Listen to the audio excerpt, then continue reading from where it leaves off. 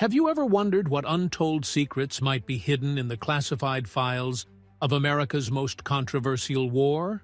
What if I told you that deep in the jungles of Vietnam, a single map carried by a Native American scout contained information so extraordinary that it fundamentally altered U.S. military strategy and may have changed the course of the entire conflict?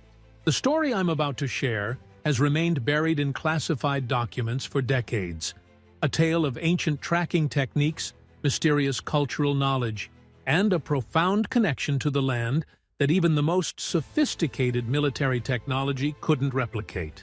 Before we continue with this remarkable story, take a moment to share in the comments where you're watching from. And if you believe these hidden chapters of American military history deserve to be brought into the light, please subscribe to our channel. Your support helps us continue uncovering these extraordinary stories that have been concealed from the public for far too long. It was the summer of 1968, a pivotal moment in the Vietnam War. American forces were struggling against an enemy that seemed to materialize from nowhere and disappear just as quickly. The dense jungles, labyrinthine tunnel systems, and unfamiliar terrain had neutralized much of the technological advantage that American military planners had counted on. In this environment of mounting frustration, Operation Phantom Trail was conceived, a classified initiative to incorporate specialized reconnaissance personnel with unique skills suited to the challenging environment. Among the men selected for this program was Sergeant Joseph Tallfeather, a 32-year-old Lakota from the Pine Ridge Reservation in South Dakota. Tallfeather was no ordinary soldier. Before his military service, he had been recognized within his community as a gifted tracker, having learned traditional skills from his grandfather, a respected elder who had served as a scout for the U.S. Army decades earlier during the final conflicts of the frontier era. Joe could read the land in ways that seemed almost supernatural, recalled Lieutenant Thomas Merrick, who commanded Tallfeather's reconnaissance unit. He could look at a patch of jungle that appeared completely undisturbed to the rest of us and tell you exactly how many people had passed through, how heavily they were loaded down, and how long ago they'd been there. When we asked how he knew these things, he'd just tap his temple and say, "The land speaks to those who know how to listen." Tallfeather's exceptional abilities quickly made him an invaluable asset. Within his first 3 months in country, he had helped locate 5 major Viet Cong supply caches and identified the entrances to 3 tunnel complexes that had eluded previous detection. His methods were unorthodox by military standards. He often insisted on moving alone or with minimal accompaniment, would sometimes stop to examine seemingly insignificant details like the pattern of disturbed insects or the alignment of fallen leaves, and maintained his own system of documentation that few others could comprehend. This personal documentation system would ultimately prove to be of extraordinary significance. Unlike the standard topographical maps used by regular reconnaissance units, Tallfeather maintained what he called his speaking map, a detailed, continuously updated document that combined conventional cartography with symbols, notations, and overlays that incorporated elements from traditional Lakota representational systems. It wasn't just a map in the way we understand maps, explained Dr. Robert Hawkins, a cultural anthropologist who later studied Tallfeather's work. It was more like a dynamic narrative of the landscape, one that recorded not just physical features, but patterns of movement, ecological relationships, and temporal changes. He was essentially creating a document that could capture 4-dimensional information in a 2-dimensional format. Piece. The speaking map became something of a curiosity among the men in Tallfeather's unit. They recognized its effectiveness. Following its guidance had repeatedly led them to significant discoveries, but few understood how he compiled the information or interpreted the complex system of symbols, colors, and annotations that covered its surface. Some of the guys thought it was some kind of Native American magic or something, Lieutenant Merrick noted. But Joe was always clear about it being a system of observation and recording that his people had developed over centuries of reading the land. He didn't mystify it, but he did say that understanding it required a different way of thinking about the relationship between things, how water moves, how plants respond to disturbance, how animals change their behavior in response to human presence. On June 7, 1968, Tallfeather and a small reconnaissance team were operating in the dense jungle of Quang Tri Province, near the Laotian border. Their mission was to investigate reports of increased North Vietnamese army movement in a region where several American patrols had gone missing. It was in this remote area, approximately 15 kilometers west of the fire base at Con Thien, that Tallfeather made the discovery that would eventually reach the highest levels of military command. During a routine observation period, Tallfeather noticed subtle patterns of disturbance in the understory vegetation that suggested recent heavy movement. Following these signs, the team discovered what appeared to be a previously unidentified jungle path. While such discoveries were not uncommon, what happened next was extraordinary. According to debriefing records, Tallfeather spent several hours studying the area, making detailed additions to his map, and then made a startling declaration. "This isn't just a path," he told Lieutenant Merrick. "It's part of something much bigger. There's a whole network here, and it follows the land in a way that makes it almost invisible if you don't know what to look for."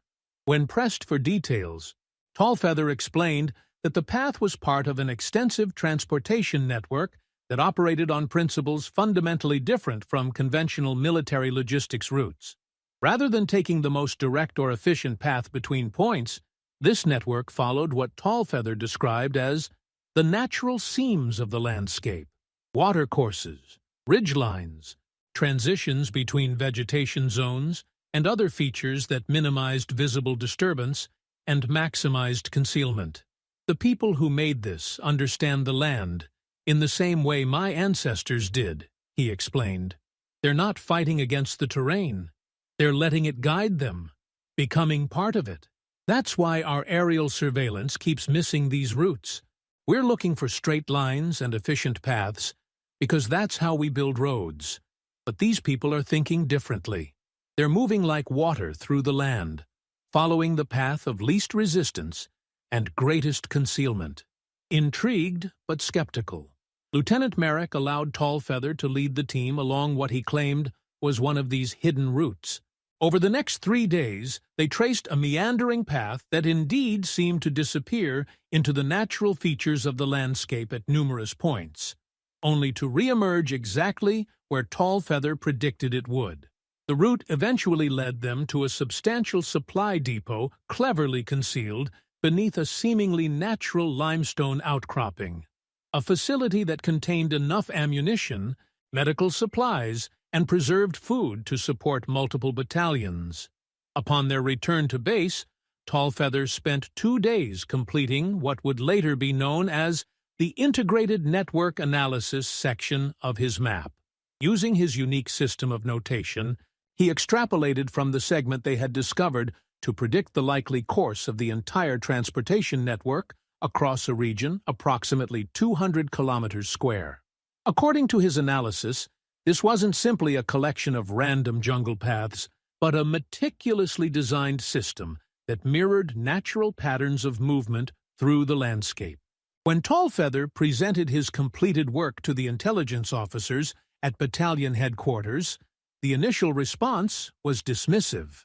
The patterns he had identified didn't align with existing intelligence assessments, and his methodology was considered too unorthodox to be reliable. However, one officer, Major William Gardiner, who had previously worked with indigenous trackers during operations in Malaysia, saw potential value in Tallfeather's approach. "What if he's right?" Gardiner reportedly argued. "Our conventional methods haven't been working. We keep losing track of major enemy movements despite all our technology. Maybe we need to look at this from a completely different perspective." With Gardiner's support, a limited operation was authorized to test Tallfeather's model. 3 reconnaissance teams were dispatched to locations where, according to the speaking map, major junctions in the hidden network should exist. Remarkably, all three teams found evidence supporting Tallfeather's predictions: concealed pathways, camouflaged rest areas, and, in one case, a significant weapons cache. This initial vindication led to a more comprehensive validation effort. Over the next month, dozens of locations identified in Tallfeather's map were investigated. While not every prediction proved perfectly accurate, the overall pattern he had identified was confirmed with sufficient consistency to overcome the initial skepticism. Something extraordinary was happening. A single soldier, using traditional knowledge systems developed thousands of miles away by a culture with no connection to Southeast Asia, had identified patterns that had eluded sophisticated military intelligence operations for years. As word of these discoveries moved up the chain of command, Tallfeather's speaking map was transported under guard to the headquarters of the Military Assistance Command, Vietnam, MACV, in Saigon. There, it underwent intensive analysis by a specialized team that included not only military intelligence officers, but also anthropologists, geographers, and even a mathematician specializing in pattern recognition. What we found when we really examined the map was astonishing, explained Dr. Eleanor Richards, one of the civilian scientists involved in the analysis. Tallfeather had identified what we now understand was an entire alternative transportation infrastructure, one that operated on principles completely different from conventional military logistics. This network didn't just transport supplies and personnel. It was designed to be almost an extension of the natural environment, making it extraordinarily difficult to detect through standard reconnaissance methods. The most remarkable aspect of the discovery wasn't just the network itself, but the principles governing its design. The Viet Cong and North Vietnamese Army had developed a system that integrated seamlessly with the natural landscape, using terrain features, vegetation patterns, and seasonal changes to conceal their movements. This approach had effective countermeasures against American technological advantages. The routes minimized heat signatures that might be detected by infrared sensors, utilized natural canopy cover to defeat aerial surveillance, and incorporated natural drainage patterns to disperse evidence of human passage. What made Tallfeather's contribution so valuable was that his traditional knowledge provided a framework for understanding this system. The Lakota traditions of reading the landscape, developed over centuries of living in intimate relationship with the natural environment, gave him a perspective that transcended conventional military thinking. He wasn't just looking for signs of enemy activity. He was understanding the land itself and how people moved through it in harmony with its natural patterns. By late July 1968, Tallfeather's map and analysis had reached the office of General William Westmoreland, the commander of U.S. forces in Vietnam. Initially skeptical, Westmoreland became convinced of its value after several high-level briefings from the analysis team. The implications were profound. American forces had been operating with a fundamental misunderstanding of how their adversaries navigated and utilized the landscape.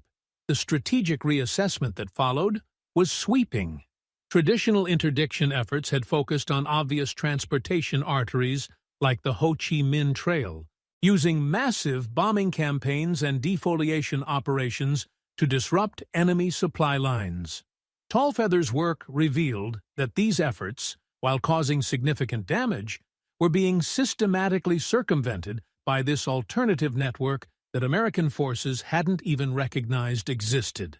"We've been fighting the wrong war," one senior intelligence officer reportedly remarked after reviewing the analysis. "We've been trying to cut their supply lines while missing the actual system they rely on most. It's like we've been focusing on shutting down the highways while they've been moving everything on back roads we can't even see." The immediate operational response was the creation of Task Force Naturalist, a specialized unit combining conventional reconnaissance capabilities with personnel specifically trained to identify and track the patterns Tallfeather had documented. This included recruiting additional indigenous soldiers with traditional tracking backgrounds as well as developing new training protocols for regular reconnaissance teams based on Tallfeather's methods. Sergeant Tallfeather himself was promoted to the rank of Staff Sergeant and assigned as the lead field analyst for the task force.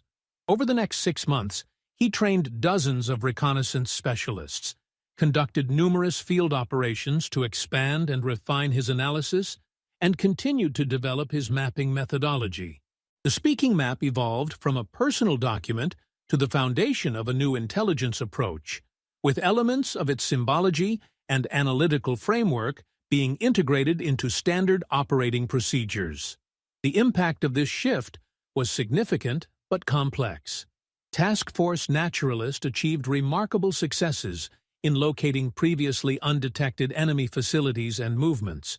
By September 1968, operations based on Tallfeather's methodology had led to the discovery of 27 major supply caches, 15 concealed base areas, and dozens of segments of the hidden transportation network.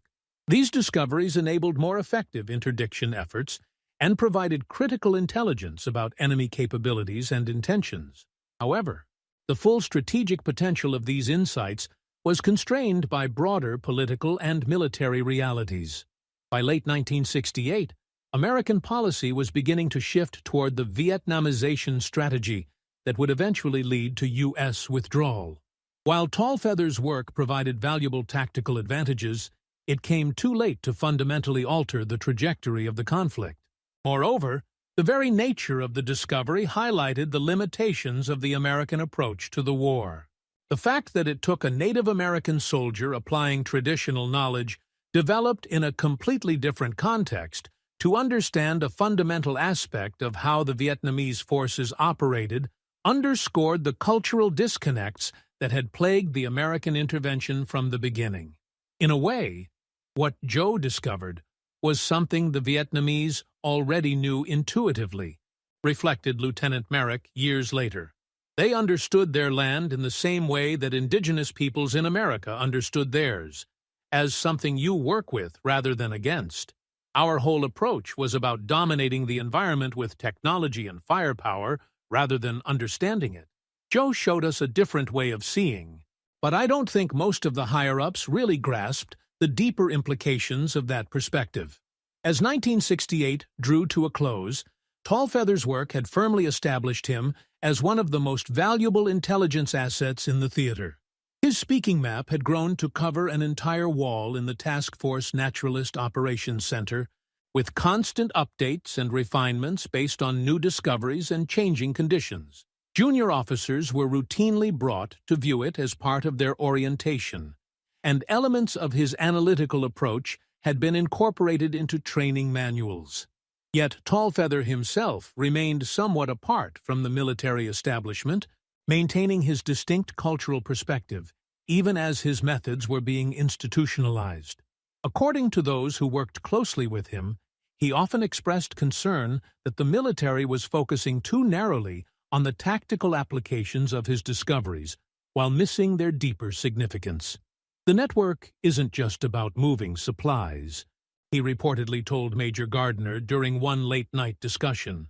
It's about a different way of relating to the land. These people move through the jungle like they're part of it, because, in their minds, they are part of it. We keep trying to separate ourselves from the environment to control it from outside. That's why we keep being surprised by what happens here. We're fighting people who don't see a boundary between themselves and this place. This philosophical dimension of Tallfeather's work remains perhaps the most profound and yet least appreciated aspect of his contribution. Beyond the immediate tactical value of his discoveries, he had identified something fundamental about the conflict, a clash not just of military forces or political systems, but of entirely different ways of understanding humanity's relationship with the natural world. As 1969 began, Task Force Naturalist continued to expand its operations, with Tallfeather's methodologies being applied across increasingly large areas of South Vietnam. The speaking map had become an essential intelligence tool, constantly evolving as new information was incorporated and its predictive models refined. Yet even as its military utility was firmly established, questions began to emerge about the deeper implications of what had been discovered. In a classified assessment, dated February 12, 1969, Dr. Richards posed a question that would prove prophetic. If our technological advantages are being systematically neutralized by an approach that works with, rather than against the natural environment, what does this suggest about the fundamental viability of our strategy? Are we attempting to impose a model of warfare that is fundamentally misaligned with the realities of this landscape and the people who inhabit it? Such questions would ultimately remain unanswered as political developments overtook military considerations. By mid-1969, the Nixon administration's commitment to gradual withdrawal was becoming clear, and the emphasis was shifting toward enabling South Vietnamese forces to take over the fighting. The innovations developed through Tall Feather's work were incorporated into this transition, but their full potential was never realized within the context of direct American involvement.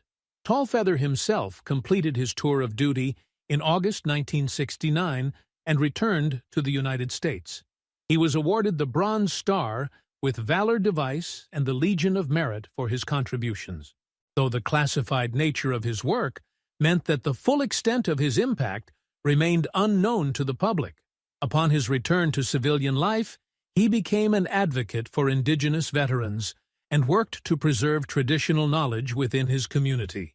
The Speaking Map, that extraordinary document that had changed the way American forces understood the conflict, remained classified for decades. Portions of it were incorporated into military intelligence training programs, particularly those focused on unconventional warfare and counterinsurgency operations. Its influence could be detected in the evolution of reconnaissance doctrine throughout the 1970s and beyond, though often without acknowledgement of its indigenous origins. It wasn't until 2006 that a heavily redacted version of the Task Force Naturalist final report was declassified, providing the first public glimpses of Tall Feather's remarkable work. Even then, the full Speaking Map remained classified, with only selected segments and analytical summaries being released. These fragments, however, were enough to attract the attention of military historians and cultural anthropologists who recognized the significance of what had been discovered. What Tall Feather accomplished was a form of cross-cultural translation at the most profound level, noted Dr. Michael Running Wolf, a Native American scholar who has studied the available documents. He was able to recognize patterns in a completely unfamiliar environment because he understood something fundamental about how humans interact with landscapes, knowledge that had been preserved in Lakota traditions despite centuries of displacement and oppression. In a very real sense, he was drawing on an indigenous way of knowing that predated and transcended the Western military paradigm. This perspective highlights perhaps the most significant aspect of the story: the validation of indigenous knowledge systems in a context where they would typically be dismissed as primitive or superstitious. Tall Feather's success demonstrated that traditional ecological knowledge, developed through generations of close observation and relationship with the land, could provide insights that the most sophisticated technology might miss. For the military establishment, the lessons were primarily tactical and methodological. Elements of Tall Feather's approach were incorporated into special operations training, reconnaissance procedures, and intelligence analysis frameworks. The experience influenced the development of tracking programs within elite units and contributed to a greater emphasis on understanding the environmental and cultural contexts of conflict zones. But, for indigenous communities, particularly veterans who had served in Vietnam, the story represented something more profound, a recognition of the value and validity of traditional knowledge in the modern world. As word of Tall Feather's contributions gradually spread through veteran networks and indigenous communities, it became a source of pride and validation. "What Joe did over there wasn't just good soldiering," explained Richard Two Bulls, a fellow Lakota veteran who served in Vietnam around the same time as Tall Feather. "He showed them that our ways of knowing the land, ways they tried to beat out of us for generations in those boarding schools, had real power. He used knowledge that goes back thousands of years to see what all their fancy technology couldn't show them. That matters. It tells us something important about what was lost and what might still be recovered. Joseph Tallfeather's return to civilian life in the autumn of 1969 marked the beginning of a new chapter in the story of the speaking map, one characterized by institutional resistance, gradual recognition, and ultimately a profound reassessment of indigenous knowledge in military contexts. While his direct involvement with military operations had concluded, the impact of his work continued to reverberate through both official channels and more personal connections. Upon his discharge, Tallfeather was approached by representatives from several intelligence agencies who recognized the potential applications of his methodology beyond the specific context of Vietnam. He was offered positions as a consultant and trainer with substantial financial incentives. According to those close to him, he declined these offers, expressing concern about how his knowledge might be applied and a desire to return to his community. Joe felt that what he had shared had already been misunderstood in fundamental ways, explained his cousin, Michael Tallfeather, in a 2011 interview. He said the military wanted to turn his way of reading the land into just another weapon, another tool of control. But for him, it was about relationship and understanding, not domination. He didn't want to see something sacred to our people turned into just another tactic. Instead, Tallfeather returned to the Pine Ridge Reservation, where he worked as a tribal ranger and later as a cultural liaison with the National Park Service.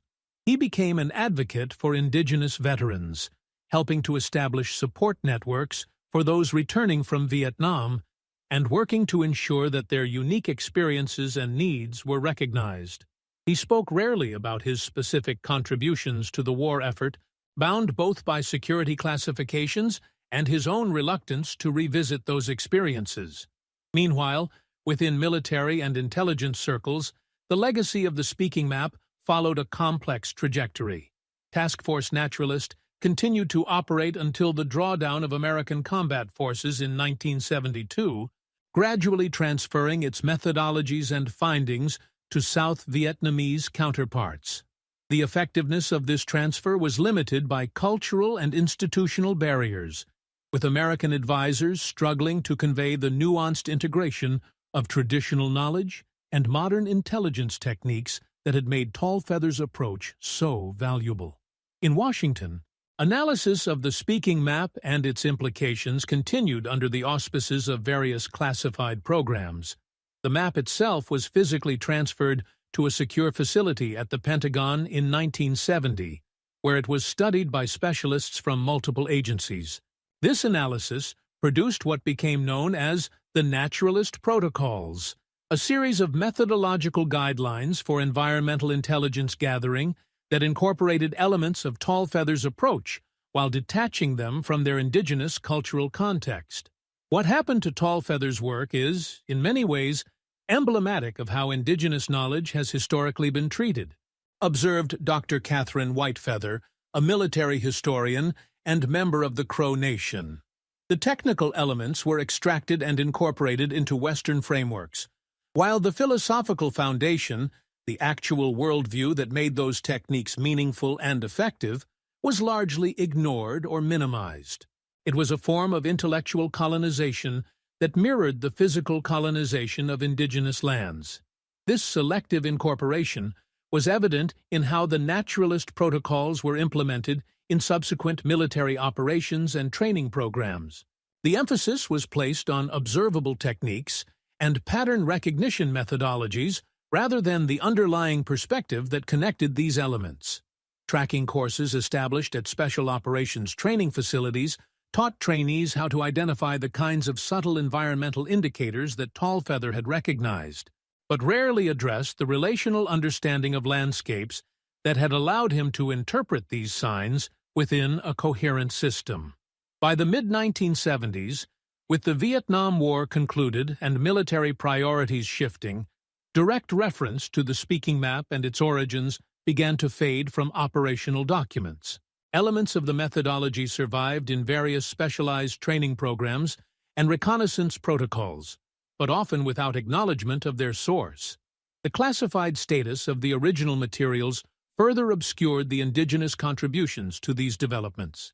This institutional forgetting might have been complete if not for the efforts of a few key individuals who recognized the significance of what had been discovered.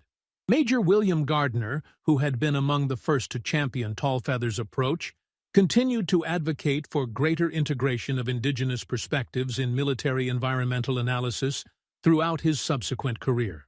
After his retirement in 1982, he began a careful campaign to ensure that Tallfeather's contributions would eventually receive appropriate recognition.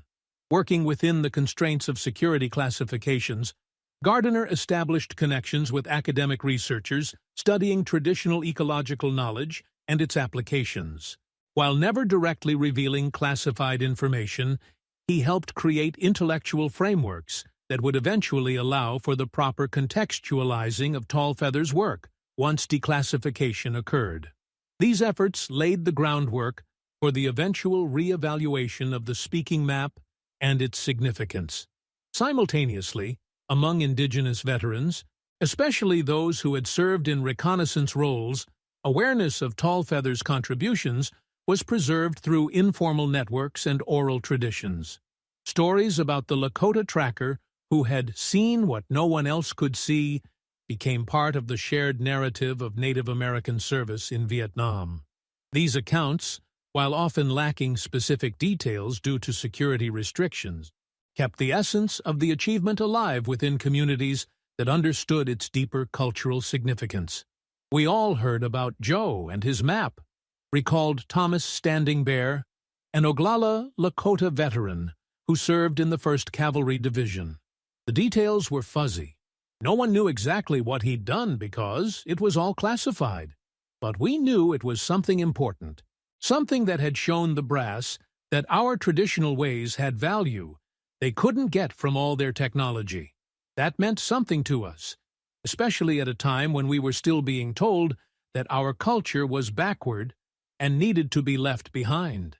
It wasn't until the early 1990s, as part of the broader reassessment of the Vietnam conflict that characterized that period, that official reconsideration of Tallfeather's contribution began in earnest.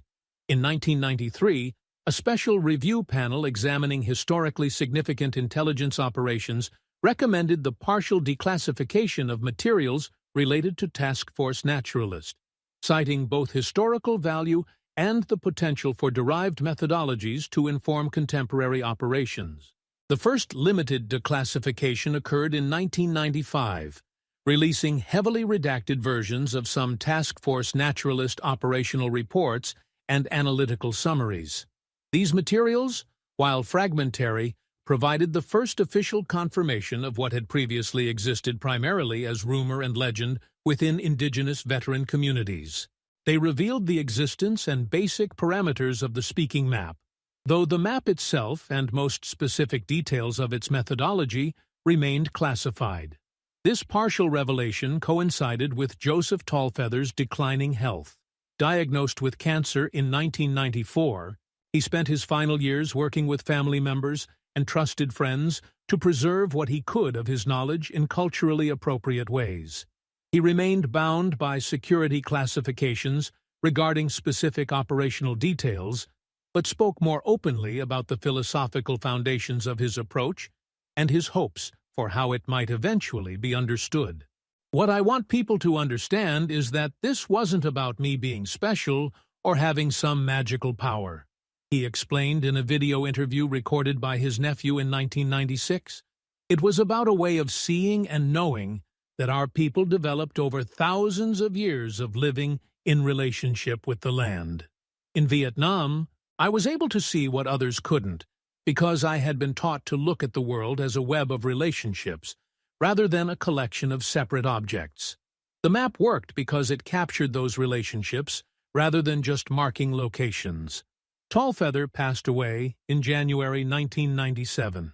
His funeral at Pine Ridge drew hundreds of attendees, including numerous indigenous veterans, several former members of Task Force Naturalist, and even a few senior military officers who attended unofficially to pay their respects. Major Gardner, by then retired for 15 years, delivered one of the eulogies, speaking of Tallfeather's profound contribution to our understanding of how to read the language of the land. Following his death, efforts to secure fuller recognition of his contributions accelerated. The Native American Veterans Association, working with sympathetic members of Congress, pressed for greater declassification of materials related to his work. Academic researchers in fields ranging from military history to indigenous studies began exploring the implications of what was already known about the speaking map, developing theoretical frameworks that would eventually help contextualize the full scope of the achievement. A significant breakthrough came in 2006 with the declassification of the Task Force Naturalist Comprehensive Assessment, which included detailed analyses of the methodological innovations introduced through Tallfeather's work.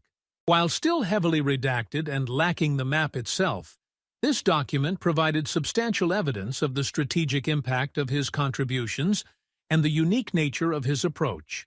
The assessment confirmed what many had long suspected, that Tallfeather's integration of traditional Lakota land reading practices with military intelligence requirements had identified patterns of enemy activity that had eluded conventional analysis for years.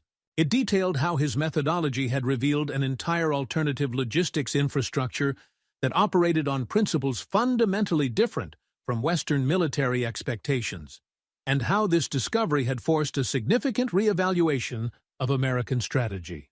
Dr. James Running Water, an anthropologist specializing in indigenous knowledge systems, described the significance of these revelations. What the documents confirmed was that Tallfeather had effectively translated between two entirely different ways of understanding the landscape. He took knowledge developed within a Lakota cultural context, knowledge that emphasized relationship, reciprocity, and integration with natural systems, and applied it to a situation where conventional Western approaches, with their emphasis on domination and control, had proven inadequate. This perspective highlights what may be the most profound aspect of the speaking map's legacy: its demonstration that indigenous knowledge systems, far from being primitive or merely cultural curiosities, could offer sophisticated analytical frameworks capable of addressing complex contemporary challenges. Tallfeather's work represented not just a tactical innovation, but a validation of an entire epistemology that had been systematically marginalized through centuries of colonization. Further declassifications followed gradually over subsequent years, each revealing more details about the map and its impact. In 2011, a major release of previously classified materials included several photographed sections of the speaking map itself, allowing researchers to examine firsthand the unique system of notation and analysis that Tallfeather had developed. These materials confirmed the extraordinary sophistication of his approach and its seamless integration of traditional and contemporary elements. The map sections revealed a system that defied conventional cartographic categories. While built on a standard topographic base, Tallfeather had overlaid this with multiple systems of notation that captured dynamic relationships rather than static features. Seasonal changes, movement patterns, ecological interactions, and temporal rhythms were all represented through an intricate symbology that drew on traditional Lakota representational traditions while incorporating elements necessitated by the specific operational context. It's not just a map in the conventional sense, explained Dr. Eleanor Richards, one of the few surviving members of the original analysis team, in a 2012 interview. It's more like a visual model of a complex adaptive system, one that captures not just what was there, but how it functioned and changed over time. Joe somehow managed to represent four-dimensional relationships in a two-dimensional medium, creating something that was simultaneously a document, a predictive model, and a narrative of the landscape. This unique approach proved particularly valuable in the context of guerrilla warfare, where conventional military intelligence focused primarily on identifying and targeting discrete entities, base areas, supply caches, troop concentrations, often missing the dynamic relationships and patterns of movement that connected these elements. Tallfeather's methodology revealed the negative space of the conflict, the flows and connections that conventional analysis overlooked precisely because they blended so seamlessly with the natural environment. By 2015, sufficient material had been declassified to allow for comprehensive scholarly assessment of Tallfeather's contribution and its significance. Academic studies in fields ranging from military history to indigenous studies began examining the speaking map and its methodology, exploring both its immediate tactical impact and its broader implications for cross-cultural knowledge exchange. These assessments highlighted several key aspects of Tallfeather's achievement. First was his ability to recognize patterns in a completely unfamiliar environment based on principles derived from his Lakota heritage. Despite having no prior experience with Southeast Asian landscapes, he was able to identify environmental relationships that had eluded analysts with years of in-country experience because he understood fundamental principles of how humans integrate with natural systems. Second was the sophisticated synthesis he achieved between traditional knowledge and contemporary operational requirements. The speaking map wasn't simply an application of pre-existing Lakota practices, but a creative integration that developed new methodologies appropriate to the specific context while remaining grounded in traditional principles. This demonstrated the dynamic, adaptive nature of indigenous knowledge systems, their capacity to engage with new challenges rather than being fixed in the past. Perhaps most significantly, Tallfeather's work challenged fundamental assumptions about the relationship between technological advancement and effective intelligence gathering. At a time when American military thinking was dominated by faith in technical solutions, from electronic sensors to computer analysis to aerial surveillance, the speaking map demonstrated that human observational skills, grounded in deep cultural traditions, could perceive patterns that the most sophisticated technology missed. What Tallfeather showed us was that technology isn't necessarily superior to traditional knowledge. They perceive different aspects of reality, noted General David Mitchell, a former Special Operations commander who studied the declassified materials as part of his work at the Army War College. Our technological systems were designed to detect specific signatures: heat, metal, electronic emissions, but they were blind to the subtle patterns of disturbance and relationship that Tallfeather could read. His traditional knowledge wasn't a primitive precursor to our technology. It was a sophisticated system operating on entirely different principles. This recognition has had significant implications for military thinking in subsequent decades. The declassification of Tallfeather's work coincided with a period of growing interest in what military theorists call human terrain, the cultural, social, and psychological dimensions of operational environments.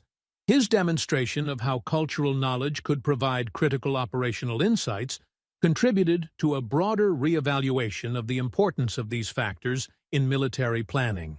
More specifically, his work has influenced the development of specialized tracking and environmental intelligence programs within elite military units. While few details of these programs are publicly available due to their classified nature, military publications and training documents occasionally reference methodologies derived from the naturalist protocols. The formalized version of Tallfeather's approach developed in the early 1970s. Beyond military applications, the story of the speaking map has become increasingly significant within indigenous communities, particularly among veterans. As more details have emerged through declassification, Tallfeather's achievement has been recognized as a powerful validation of traditional knowledge in a context where its value would typically be dismissed or minimized. What Joe did wasn't just important for the military mission, explained Richard Two Bulls, a Lakota veteran who has worked to preserve Tallfeather's legacy. It was important for us, for our people.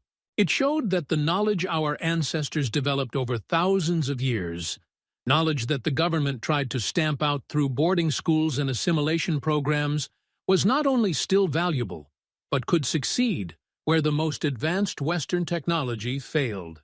That's a powerful statement about the continuing relevance of our traditions in the modern world. This perspective highlights an aspect of the story that military assessments often overlook: the cultural resilience it demonstrates.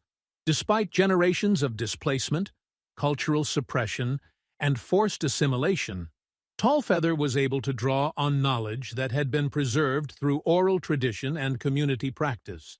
His achievement represents not just individual brilliance, but the success of indigenous communities in maintaining their knowledge systems against tremendous odds. In 2017, a significant step toward formal recognition came with the awarding of the Distinguished Service Cross to Tallfeather posthumously. The ceremony, held at Pine Ridge, was attended by tribal leaders, military officials, and numerous veterans.